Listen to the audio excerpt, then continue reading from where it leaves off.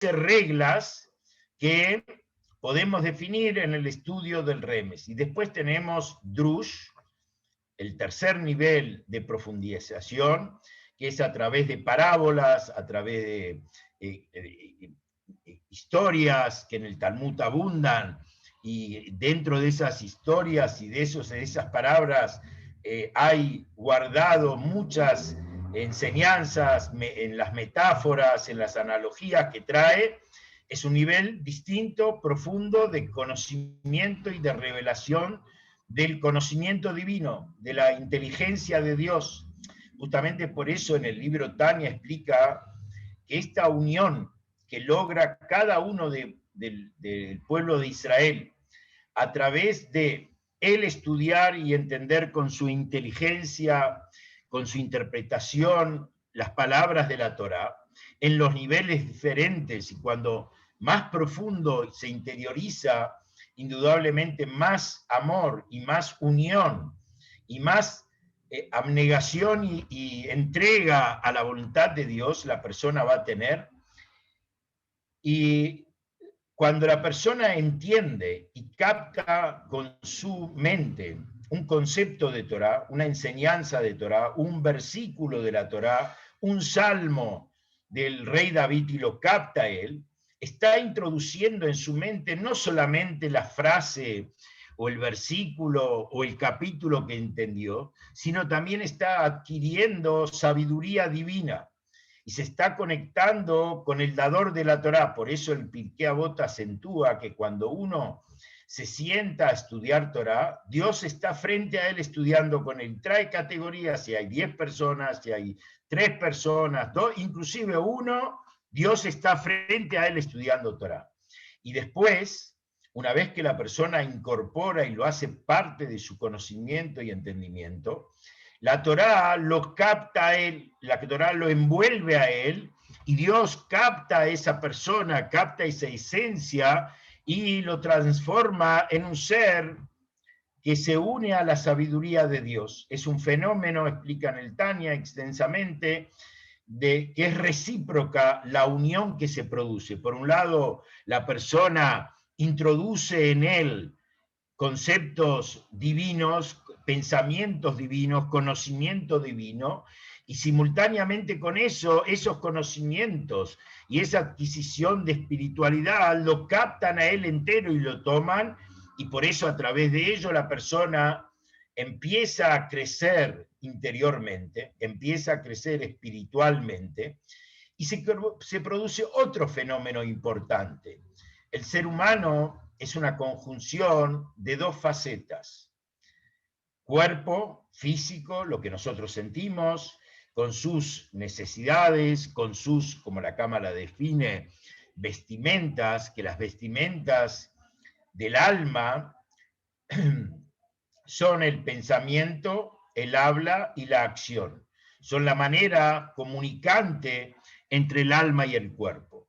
Y la idea principal del ser humano, para que el ser humano encuentre equilibrio interior, encuentre paz interior, encuentre fuerza y fe para cambiar la realidad de su perspectiva en el mundo y mirar al mundo con una perspectiva siempre positiva. Todo lo que nos pasa en nuestra vida, o como el Baal Shem Tov enseñaba, perdón, todo lo que una persona escucha o ve es porque de ello él puede aprender una enseñanza a mejorar su vida y a cómo mejorar su vínculo con Dios. Nada es casualidad. Ahora nosotros tenemos un ojo negativo, que podemos ver todo caótico, todo un desastre, y no entendemos el beneficio que podemos sacar de esta situación que escuchamos. O tenemos un ojo positivo, un ojo amplio, un ojo generoso, que nos hace aprender de esas circunstancias, de las más trágicas o de las más simples, enseñanzas maravillosas, enseñanzas positivas, y nos permite la armonía entre el cuerpo y el alma, porque eso es el ser humano, cuerpo y alma.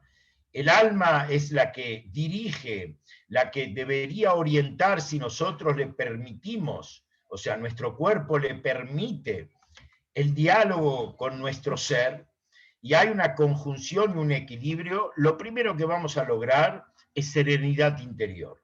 Hay diálogo, no hay conflicto y pelea entre las aspiraciones del cuerpo y las aspiraciones del alma.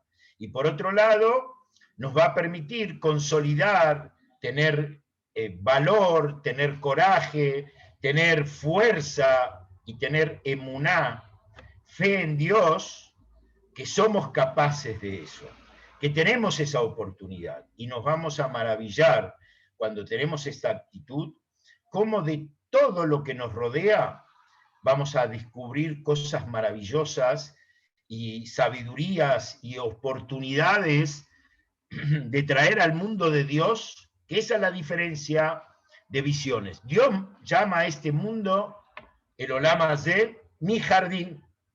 Dios lo llama mi jardín, y el mundo que lo llama, el mundo fue y será una porquería. ¿Sí? Son dos visiones totalmente antagónicas de una cosa y estamos viendo lo mismo. Los dos están viendo el universo, los dos están viendo el cosmos, y uno lo llama mi jardín y el otro lo llama el caos total.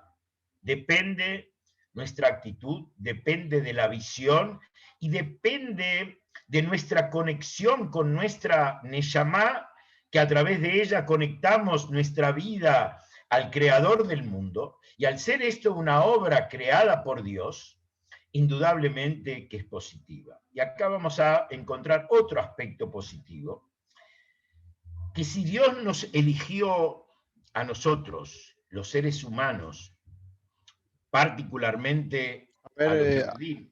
antes de seguir, entonces, podríamos resumir que la Cábala es un aspecto y una forma de interpretación de la Torá, una forma de interpretación de la forma más profunda y oculta.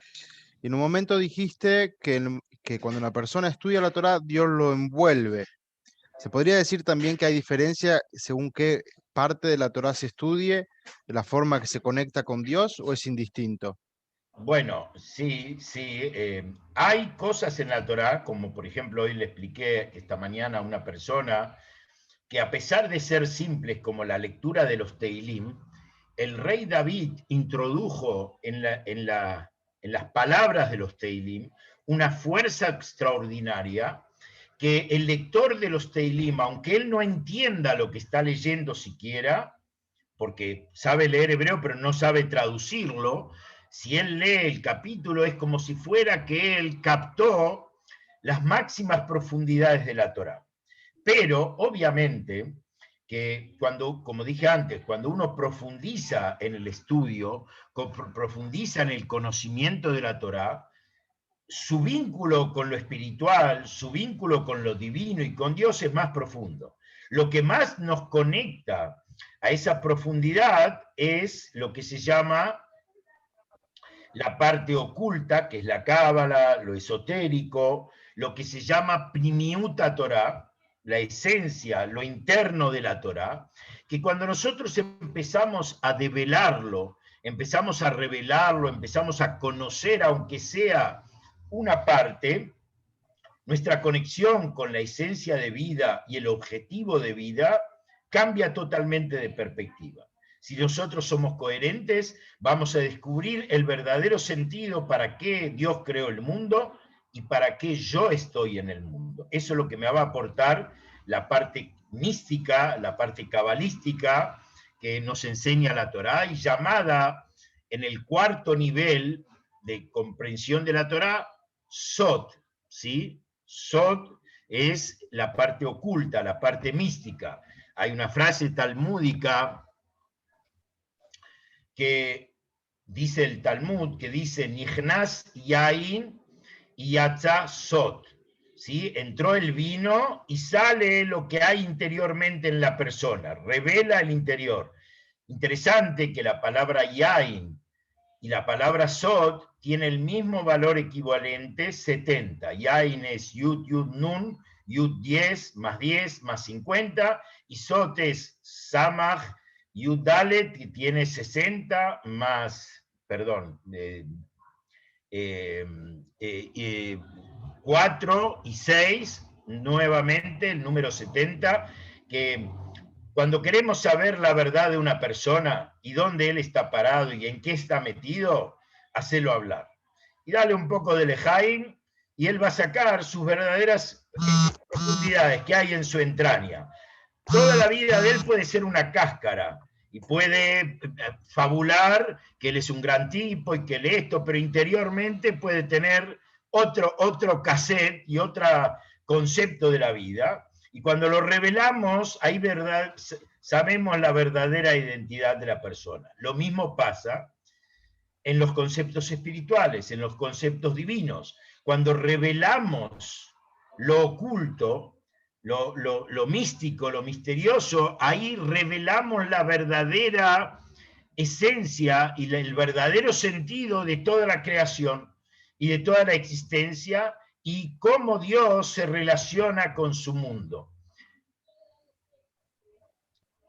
Ese es un poco el concepto de la Cábala y que por eso es una piedra angular en la vida judía, pero hay acá algo interesante para explicar. La Cábala históricamente, y el Talmud dice, era un privilegio para gente muy especial. No se estudiaba solo, uno tenía que tener un maestro, y el maestro recién a partir de los 40 años le enseñaba la Cábala a alguien que ya estaba lleno de conocimiento de Torá, de Talmud, y un hombre bien versado y digno de la enseñanza. Ahí el maestro, como por ejemplo tuvimos muchos maestros, el Arizal Rabbi Yitzhak de Luria, que vivió hace 700 años en la ciudad de Safed. La ciudad de Safed es una de las ciudades santas llamadas, que en Israel hay 4 ciudades santas: Jerusalén, Hebrón, Tiberia y Safed, son llamadas ciudades santas, que estuvieron ligadas siempre a lo místico del judaísmo, y él le debía enseñar a ese alumno Rashi Prakim, dice el Talmud, insinuación. Y si él era un alumno perpicaz y hábil, entonces iba a entender Mevin Davar Mitoch Davar, va a entender una cosa de otra, o sea, él iba a poder, y si no se quedaba en el umbral, si no era digno de eso, se quedaba en el umbral. Así fue hasta el advenimiento del hasidismo en general, hace más o menos unos 300 años atrás, y que a partir de ahí el hasidismo, la Cábala, el libro Zohar, se permitieron popularizar, o sea, se abrieron a todos, inclusive hombres, mujeres, sencillos, simples, hasta niños menores de Bar Mitzvah. Ya era menester enseñarles a ellos conceptos cabalísticos, conceptos hasídicos que tienen la traducción de la misma. Se trae al respecto del por qué, y esto es interesante, por qué hace más o menos 300 años atrás es la época que se devela esto. Hay algo interesante. En el libro Zohar trae mucho tiempo antes, como 1500 años antes, trae al respecto que en el mundo previo, en el umbral de la llegada del Mashiach, va a haber una revelación de conocimiento impresionante. Y va a haber una revolución en revelaciones tanto de índole espiritual, de muy alto nivel, como también revelaciones mundanas en el mundo de la física, la medicina y la química, impresionante. Y trae respecto a esto la historia del Arca de Noé, porque el Arca de Noé, por un lado, tuvo la asignación de la destrucción masiva del mal. El mundo en ese momento estaba inmerso en la degeneración, inmerso en el robo y en el pillaje, y por eso Dios le dijo a Noé: hace un arca para mantener la vida, y el resto lo llevó. Pero la Cábala interpreta más profundamente que era preparar un mundo nuevo, Olam Hadash, vio Noah, un mundo nuevo descubrió Noé, ¿sí? ¿Y qué es ese mundo nuevo? Entonces dice el Zohar que fue a los 600 años de la vida de Noé, cuando se revelaron, se abrieron los manantiales del cielo y los tesoros de la tierra, ¿sí? Que honra va, los abismos de la tierra.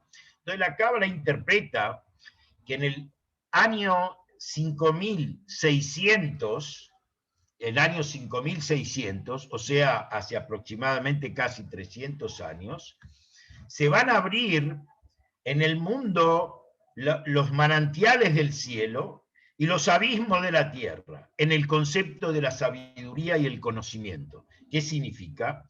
Que va a bajar al mundo un nivel espiritual de conocimiento divino, no solamente para el judío, sino para toda la humanidad.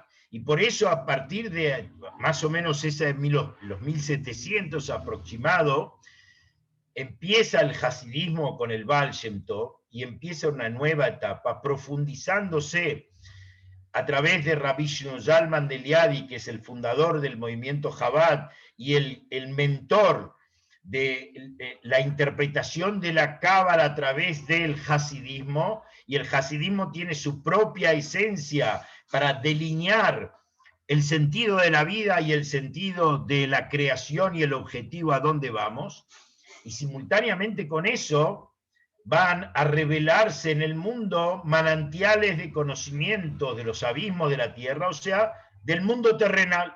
Y si nosotros analizamos un poco de 300 años atrás a 1500 años atrás, entre 1500 años atrás hasta 300, el mundo no varió demasiado, era más o menos parecido.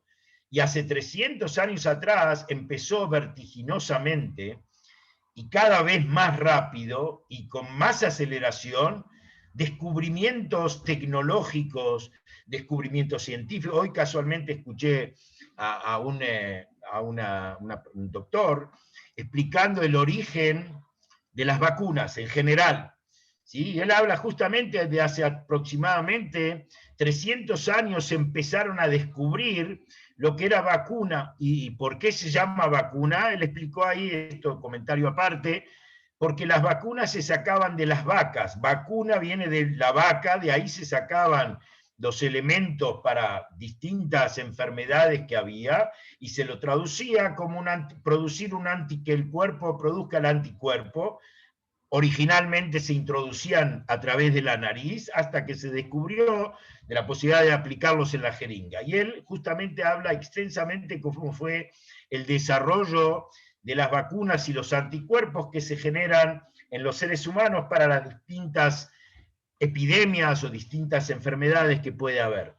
Entonces se puede decir, Rabino, que el avance de la tecnología en los últimos tiempos y de la Internet, supongo que también, está relacionado con el nivel de descubrimiento que tiene que hacerse en esta era del conocimiento de la Cábala. El conocimiento son herramientas que el mundo va necesitando para acercarnos al momento que es la cúspide y la culminación del sentido de toda la creación. Toda la creación, como vamos a explicar más adelante, fue llevar al mundo a la era mesiánica, que va a ser una era de armonía, de paz, sin enfermedad, sin muerte, sin envidia, sin egoísmo. ¿Por qué? Porque la fuerza del mal erradicaré de la tierra.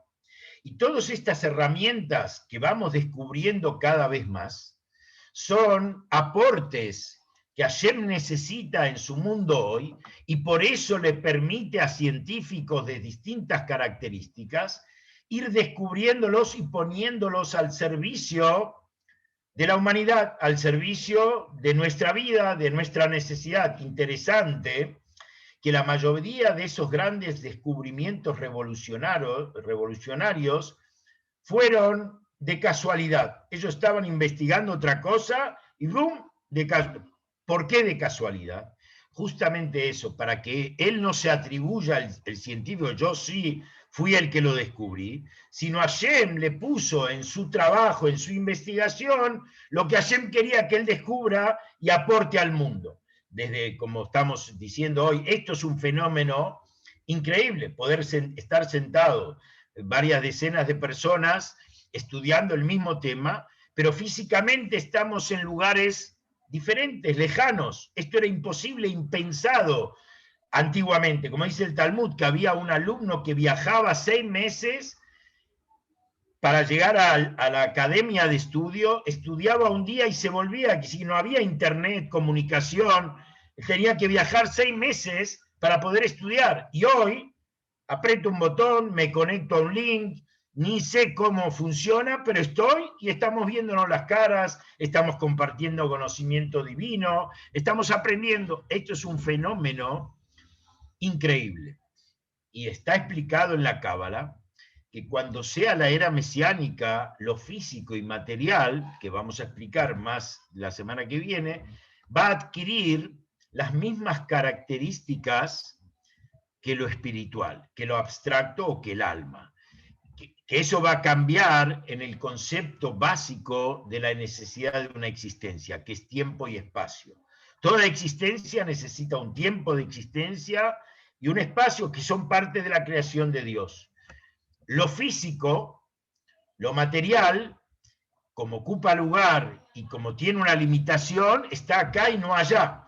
Lo espiritual, la neshama, lo abstracto, puede estar acá y allá y son eternas. No muere, la neshama no muere, sino pasa a otra dimensión, pero sigue existiendo. Son eternas. Jaim Kayamim, vida eterna, porque son ininterrumpidas. Esa característica va a adquirir nuestro cuerpo, va a adquirir nuestra materia y va a ser infinita e inagotable. Todo eso va a ser a través, uno cuando lo dice parece... O sea que no va a haber muerte. Fantasioso, pero Hashem nos está llevando de a poco con los distintos descubrimientos que eso va a ser posible. Y obviamente, como vos decís, y lo trae Maimónides en el capítulo 12 de las leyes de Reyes, que son referidas exclusivamente a qué va a pasar en el mundo en la era mesiánica. Y tiene 2 capítulos. El 11 habla sobre la personalidad del Mashiach y qué va a hacer él en el mundo para que llegue a ser el Mashiach. En el capítulo 12 habla qué va a pasar en el mundo, y una de las cosas que trae Maimónides es eso, que la muerte, la enfermedad y la muerte van a desaparecer de la faz de la tierra. ¿Por qué? Porque la muerte es consecuencia de la impureza. Si cuando Hashem dijo que lo va a expulsar a Adán del Gan Eden por las dudas que coma del árbol del conocimiento, el árbol de la vida, y viva para siempre, ¿sí? Por eso Hashem lo echa a Adán del Gan Eden. ¿Y qué se preocupó Dios? Si Dios originalmente, cuando lo crea a Adán y Eva, su idea original era que sean eternos. Entonces, ¿cuál era la preocupación? Que coma del árbol de la vida y sea eterno. Si eso es lo que él quería. La respuesta es, a partir que Adán comió del árbol del conocimiento, mezcló el mal con el bien. En ese momento el mal existía porque cumple una función que Dios necesita en su mundo, pero no estaba intercalado con el bien. A partir que él come del árbol del conocimiento del pecado, de transgredir la voluntad de Dios, más allá del pecado y la transgresión, lo que produjo que el bien y el mal se mezclara. No hay bien absoluto y no hay mal absoluto. No hay persona que sea únicamente bien. Algo tiene de debilidad. Mal no significa maldades solamente. Algo que no es para lo divino está catapultado, está definido en la Cábala como que no tiene que ver con Dios y tiene que ver con las fuerzas foráneas, la Sitra Hará, que hacen al respecto. Y por eso el más malo tiene algo de bueno y el más bueno tiene algo de malo. Si el hombre hubiera comido del árbol de la vida y no existiría la muerte, ¿qué hubiera pasado? El mal se perpetuaría para siempre. Entonces Dios no quiso eso, que el mal sea una existencia perpetua. Y por eso generó la muerte, porque en el momento de la muerte se separa el mal del bien nuevamente. Y cuando vuelva a renacer ese cuerpo en el momento de la resurrección, que nosotros creemos fervientemente y tenemos los 13 principios, uno de ellos, de los más importantes, es Tchiat HaMetim, que nos vamos a reencontrar con todos nuestros seres queridos, es que ese cuerpo que se va a levantar en la resurrección va a ser un cuerpo distinto, con otro tipo de chip al que tenemos hoy en día. Hoy el chip que tenemos es un chip que estamos permanentemente en la autosuperación, el conflicto interno entre el bien y el mal, hago lo que quiero, hago lo que debo, y esa es la lucha permanente. Superamos un desafío, nos aparece uno, y cuando más alto llegamos, no crea que es más fácil. Al contrario, los desafíos son más bravos, porque son más sutiles, porque son más delicados para esa persona, y tenemos que tener un refinamiento y una humildad inmensa para percatarnos y poder superarlos. Cuando nazca el nuevo cuerpo, va a tener un chip distinto, ya no hay lucha contra el mal, porque el mal ya no va a existir, la debilidad ya no va a existir, el deterioro no va a existir. El chip nuevo que vamos a tener va a ser Yehu Mejail el Jail, ir de nivel en nivel en lo divino, en la bondad. Y como eso no tiene techo, porque es infinito, no hay ya cumplir al máximo. ¿Sí? Siempre vamos a poder superarnos y siempre vamos a poder mejorarnos. Y otro fenómeno más, al no estar infectados de mal, en nuestro cuerpo, en nuestra mente, en nuestros sentimientos, cada ser humano va a descubrir una dimensión divina increíble. Va a sentir la revelación divina como es en su propia esencia, y por eso, dice Dios, Kulam yeduoti, todos me conocerán. Estamos hablando de conocimiento de Dios, cada ser humano, y ya no vas a necesitar maestro, porque Dios directamente te va a enseñar y te va a mostrar y te va a revelar la verdadera esencia de la existencia del hombre, de la existencia del mundo y del objetivo para el cual fue creado, entrar a un mundo de perfección absoluta, de bondad eterna, y un mundo que era el ejemplo que Dios le mostró a Adán, la muestra gratis en el Edén. ¿Sí? Dios ahí se reveló y le mostró y le dijo, ahora anda a conseguir esto por tu propio mérito y por tu propia gestión. Y justamente la era mesiánica va a ser una posibilidad en mérito de cada uno de nosotros. Cada uno de nosotros somos socios de Dios. Miren el estatus que nos da Dios. Él no quiso robots, no quiso autómatas, no quiso siquiera esclavos, ¿sí? Subordinados solamente. Junto a eso nos dio el estatus que somos socios de Él y tenemos la capacidad de transformar al mundo. Y Dios pone todo el capital, porque toda la materia prima, salud, bienestar, progreso, lo pone Él. ¿Y qué ponemos nosotros? La decisión de cómo usarlo. Si llevarlo al objetivo para el cual Dios lo creó, o hacer de eso lo contrario. Y cada acción, cada palabra, cada pensamiento bueno que hagamos hoy es parte de la construcción del futuro. Él nos necesita a cada uno de nosotros para que seamos protagonistas de la construcción de ese mundo perfecto que nos estamos anhelando, que nos estamos deseando, como se llama el mundo de la utopía, ¿sí? Todos soñamos con un mundo que no haya hambre, que no haya enfermedad, y estamos parece medio todo locos. Nunca vimos un mundo así. Sí lo vimos. Nuestro alma lo vio en el Edén, y por eso lo anhela, y por eso lo desea, a pesar que en la realidad abro el diario, prendo la tele y veo otra cosa, pero interiormente sabemos que ese mundo existe. A partir de ahí, pasemos, ya habiendo explicado la Cábala en forma global, hay mucho más para explicar al respecto. La Cábala es el alma del mundo. El mundo, la estructura del mundo es el cuerpo. Y tenemos los mecanismos, cómo funciona algo. Ahora, el para qué de ese funcionamiento, el para qué de esa existencia, muchas veces, la mayoría de las veces no lo sabemos. ¿Dónde están guardados los secretos de la vida, los secretos de la existencia? En la Cábala, en el Sod, en el secreto del mundo.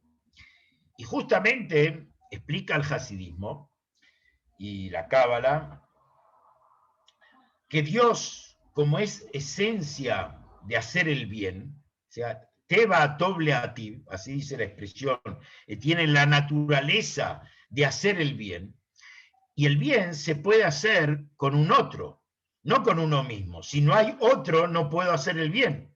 Necesito un otro para poder practicar el bien. Entonces, por eso Dios tuvo un deseo profundo, inmenso, cuando Él estaba solo antes de la creación de los mundos. Estaba Él y su nombre solo, así dice en los términos de la Cábala, en el Igdal Elohim, una canción que se canta los sábados. Entonces estaba él y su nombre. ¿Qué significa él y su nombre? Su esencia, Atzmutó, la esencia divina, y su nombre son cómo él se revela. La Cábala habla en general de dos poderes divinos, que es el poder infinito, Koach Habli Gvul, y el poder finito, porque si Dios es absoluto, así como tiene fuerza en lo infinito, debe tener poder en lo finito. Y Él tiene estos dos nombres, que son los nombres que es para el otro. El nombre yo no lo necesito para mí. Revela mi identidad, pero no es para mí, yo no me llamo, sino lo que yo transmito al otro o cómo el otro me identifica, que eso se llama... Más adelante, en el proceso de la creación, se llama la Shejinah, ¿sí? Lo que habita en el mundo para dar existencia a los mundos.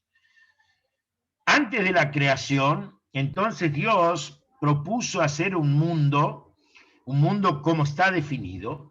¿Y cuál era el mundo que Dios pretendía? ¿Cuál era el mundo que Dios anhelaba y donde Él quería estar? Entonces tenemos dos opciones: los mundos espirituales, donde no hay maldad, el mundo de los ángeles, de las almas, de la perfección, o el mundo terrenal, físico, este mundo aquí abajo. Entonces, la Cábala explica algo muy interesante.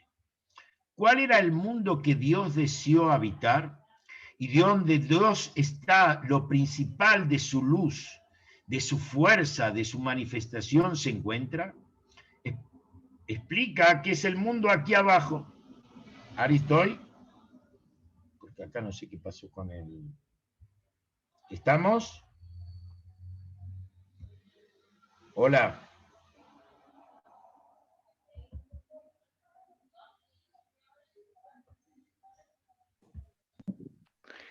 Daniel, Sí, se te estás escucha, compartiendo Daniel, pero no pantalla. aparece. Tienes que salir de la opción compartir pantalla. A ver. No, es que acá se metió un... No sé qué es esto, que no tiene nada que ver. A ver. Bueno.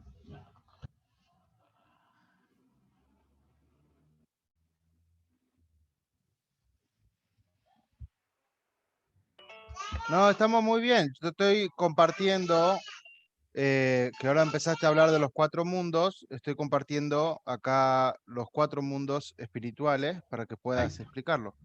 Sí, sí, Entonces eso yo es te lo que estoy quería. compartiendo. Pero están todos escuchándote atentamente. Sí, pero a mí se me borró toda la imagen de la pantalla, por eso me perdí. Ahora estoy. No importa, estaba perfecto. Quería decir a todos los participantes, si quieren preguntar algo, creo que va a ser más cómodo si quieren escribirlo en el chat y en algún momento después lo leemos las preguntas. Entonces acá compartimos ahora, que estaba explicando el rabino, los 4 mundos espirituales y cuál de los 4 mundos es el objetivo final, el objetivo principal. Bien. Entonces, la Cábala contesta que el principal objetivo de Dios en la creación es tener una morada para Él en este mundo inferior, aquí abajo, en lo terrenal, en lo físico. Y como el Rebbe amplía el concepto diciendo que usa esta expresión morada. ¿Por qué? Porque Dios actualmente en el mundo está, pero está oculto, no lo vemos. vemos a través de alguna ocasión por cierto suceso que puede ocurrir, llamamos un milagro, pero lo habitual es Dios está oculto. La palabra olam,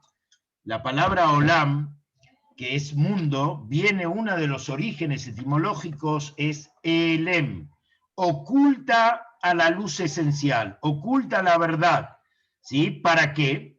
Para que nosotros podamos ser receptores, porque la luz infinita de Dios para nosotros es muy potente y lo que pasaría nos anularía totalmente. El hasidismo da un ejemplo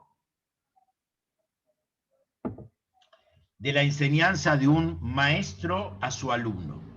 Cuando el maestro le quiere transmitir a su alumno una idea, una enseñanza, un pensamiento, o iniciarlo en un nuevo conocimiento, ¿qué tiene que hacer él? Compactar, reducir todo su conocimiento y darle, en primer término, un conocimiento general, global, para que el alumno vaya captando qué le quieren transmitir. A partir que él capta la idea, después el maestro puede avanzar y profundizar en los pequeños detalles, en los pequeños áreas, los recovecos que ese conocimiento tiene. Y dice la Cábala que si el maestro va a querer transmitir todo su conocimiento de una y primera, no solo que no le va a enseñar nada al alumno, sino al contrario, lo va a dejar confundido, lo va a dejar bloqueado. Entonces él tiene que ocultar su luz, su sabiduría, para que el alumno pueda eventualmente poder entender, y a partir que él tiene la base, el concepto global, puede avanzar y desarrollar mayores detalles. También es con Dios el mismo concepto.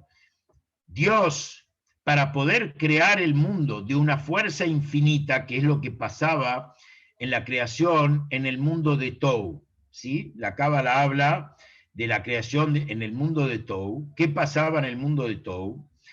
Los recipientes, los receptores, se rompían porque era mucha luz para poco receptor. Y por eso el mundo estaba, dice en el Génesis, Tou Babou, todo revuelto, ¿sí? La divinidad, el espíritu divino estaba sobre las aguas, pero estaba todo revuelto. Entonces Dios, ¿qué tuvo que hacer? Reducir y armar el mundo de Tikkun. El mundo de Tikkun es inferior al mundo de Tou, que es el original. ¿Por qué? Porque nos permite acoger y acotar de acuerdo al nivel y gradualmente. Hashem crea el Seder Ishtalshelut, el desencadenamiento de los mundos, para poder llegar con la mínima luz al mundo físico, al mundo material. Porque si daría tal cual como es, ¿qué pasaría? Lo que le pasó a los judíos en el monte Sinaí, Parjan Ishmatam, el alma se desasoció del cuerpo, se desmayaron, porque era demasiada luz para poder ser ellos eventualmente receptivos. Y ahí hay un proceso. Primero, para que se pueda crear el mundo, trae la Arizal extensamente, produjo el Tzimtzum Rishon, la gran contracción, y generó, este es el texto que dice el Arizal, un espacio vacío, ¿sí? Un espacio vacío que no estaba la presencia divina, y en ese espacio vacío pudo empezar a construir un mundo limitado, un mundo con limitaciones. Entendamos esto. Si uno no interpreta las palabras de la Arizal correctamente, puede equivocarse. ¿Cómo puede haber un espacio vacío donde la presencia de Dios no esté? Dios llena todo el espacio, y aparte, si Dios no estaría en ese espacio, no es infinito, porque hay un espacio donde Él no está. Explica el hasidismo que no es que Dios hizo un espacio donde Él no está, sino en ese espacio redujo a cero su influencia. Dios está, pero no influye, no se revela, está totalmente oculto y afecta al mundo, pero no en forma manifiesta. Ese es el primer punto. A partir de ahí, dice la Cábala, introdujo un cab, un rayo de luz a partir que se generó ese espacio vacío. ¿Qué pasó en el espacio vacío? Como dije antes, los nombres divinos que él estaban antes eran dos poderes, la fuerza infinita y la fuerza finita, ¿sí? Redujo la fuerza infinita. ¿Qué emergió por naturaleza? La fuerza finita, el espacio acotado. Pero acá hay algo interesante. Lo finito no genera creación. Para crear hace falta luz infinita. Eso lo vemos en la creación del mundo físico. Todo lo reproductivo, todo lo que reproduce vida, tiene capacidad para reproducir infinitamente. En una relación entre hombre y mujer, lo que el hombre da, millones. Lo que la mujer recepciona es uno. Un esperma para hacer de eso una vida. Si ella recepcionaría los millones que hay en un esperma, no podría ser ni siquiera una criatura porque habría eclosión. Lo mismo pasa en el reino animal, lo mismo pasa en el reino vegetal. Lo que da, crea lo infinito. Lo finito acota y desarrolla, ¿sí? En este caso es Zahar y Nekevá, Nukva, como llama la Cábala a lo que es mujer, que no se refiere solamente a mujer, se refiere a todo lo que es receptor, ¿sí? Está el que le da de arriba y él lo adquiere, lo procesa y lo transmite para abajo, ¿sí? Por eso lo llama siempre el juego. En los mundos místicos están de esta manera, dador y receptor, y ese receptor se constituye en dador posterior al subsiguiente. Eso se llama Ishtal Sheluta Olamot. Por eso Dios tuvo que introducir un cab, una línea, un rayo de la luz infinita de él, pero ya en el espacio limitado. Y a partir de ahí constituyó 4 mundos, ¿sí? Como antes mostró en el gráfico, si lo querés poner, el primer Ahora lo comparto, pero quería hacerte una pregunta. Sí. En cierta manera, entonces, Dios es infinito y el origen del universo y el origen de la energía que viene del mundo proviene de él, pero en cierto proceso, para que sea receptiva hacia el mundo, esa energía fue reduciéndose y siendo más finita. Así es. Hoy en día tenemos nosotros, en nuestra alma y en nuestro poder, la capacidad de influenciar o de usar una energía infinita o de traer lo infinito de Dios en el mundo. Muy buena pregunta, y que esto está en el postre. Al final voy a explicar algo fenomenal sobre la materia, ¿sí? Cómo se crea materia. ¿Está claro? Yo ahora estoy hablando de creaciones de mundos abstractos y espirituales, que por ahí pasa la Neshama, por ahí pasa la energía espiritual, por ahí llega todo esto, lo que estamos hablando de la dimensión de la creación de las escenas espirituales, ángeles, serafines, Detrás de almas, escena. Sería ¿sí? como el detrás de escena de la No creación es del tras de mundo. escena. A través de esos canales llega la energía al hombre, llega el alma a la persona. Pero lo físico es otro canal, que el hasidismo y el Cábala lo explica increíblemente, y que lo vamos al final, si llegamos, no sé, en el horario tengo que tratar Son casi las 9. O sea, la energía que percibe el alma viene de un lugar y la energía que percibe el cuerpo viene de otro lugar. Así es, así es. Bien. Y nosotros tenemos que unirlos, asociarlos y fundirlos en uno. Entonces, Bueno, por estos comparto 4 lo de los mundos, mundos. por estos 4 mundos, Atzilut es el más alto y todavía es un mundo que está unido a Dios, por eso tiene parte infinita y parte finita. La luz que se embiste en Atzilut es infinito, por eso es la voluntad divina. Pero ya hay, se llama mundo, ya eso es finitud, y hay Sefirot, Jochma, Binah, quiere decir que hay limitaciones. Los recipientes, como lo llaman la Cábala, los Kelim, son finitos en cierta medida frente a la luz. Eso es todavía un mundo divino. Después de Atzilut, la Cábala nos comenta que hay un traspaso a los 3 mundos subsiguientes, pero hay una cortina que vela